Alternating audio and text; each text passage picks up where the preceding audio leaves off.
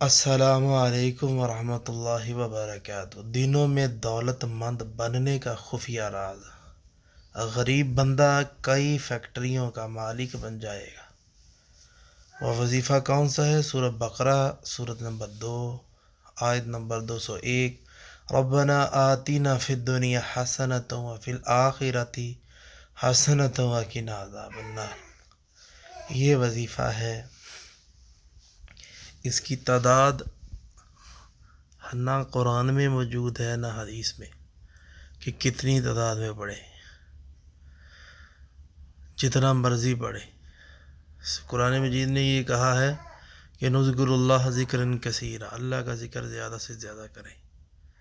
نبی صلی اللہ علیہ وسلم کو فرمایا گیا سورج کے نکلنے سے پہلے اور غروب ہونے سے پہلے اللہ کا ذکر کیا کرو، اور خصوصاً قبولیت کے اوقات میں۔ آپ قبولیت کے اوقات کون سے ہیں؟ تہجد کے وقت، اگر اس ٹائم پہ نہیں پڑھ سکتے، ظہر کی اذان ہو جائے نماز اور اذان کے درمیان، اور اسی طرح عصر کی اذان اور نماز کے دوران، مغرب عشاء اذانوں کے بعد اور نماز سے پہلے اس دعا کو پڑھیں، یا اذان ہوتی ہو کوئی بھی اس ٹائم پہ ہاتھ اٹھا کے اس دعا کو پڑھ دیں۔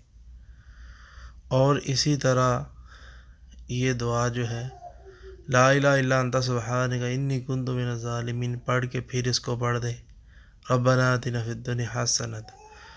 تو اس کا معنی یہ ہے کہ اللہ دنیا کی ہر بھلائی، ہر طرح کا مال و دولت، خزانہ، کاروبار، گاڑی، بنگلہ، فیکٹریاں، اللہ ہر چیز دے، اور قیامت کو بھی اللہ جنت میں اعلیٰ مقام، اعلیٰ درجے، اعلیٰ جنت اور فردوس یہ عطا کر دے۔ تو اللہ مجھے جہنم کے عذاب سے بچا۔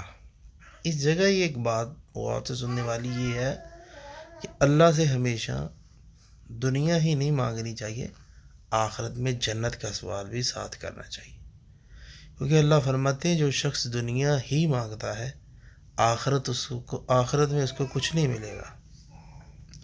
اس لیے ہم نے دنیا بھی لینی ہے، آخرت میں جنت بھی لینی ہے۔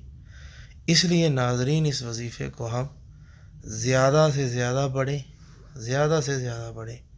اور یہ ذہن رکھ کے پڑھیں کہ ہم نے دنیا میں بھی اللہ سے بہت زیادہ لینا ہے، حلال مال، اور آخرت میں بھی لینا ہے۔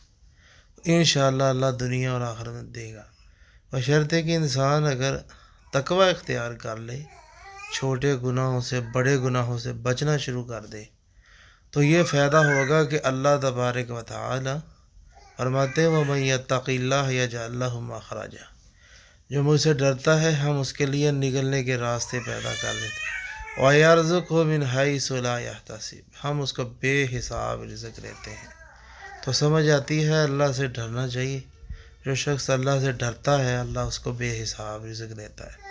حرام مال کھانے سے بچیں، اور حرام سننے سے بچیں، ظلم سے بچیں، شرک سے بچیں، بدعات سے بچیں، نماز کی پابندی کریں، گانے مت سنیں، فلمیں نہ دیکھیں، ڈرامے نہ دیکھیں، اور اللہ تبارک و تعالیٰ پہ پورا یقین رکھ کے یہ کام شروع کر دے، دعا مانگنی شروع کر دے ربنا آتنا فی الدنیا، پھر آپ دیکھیں گے کہ آپ کو اللہ کتنی دولت کا مالک بناتا ہے۔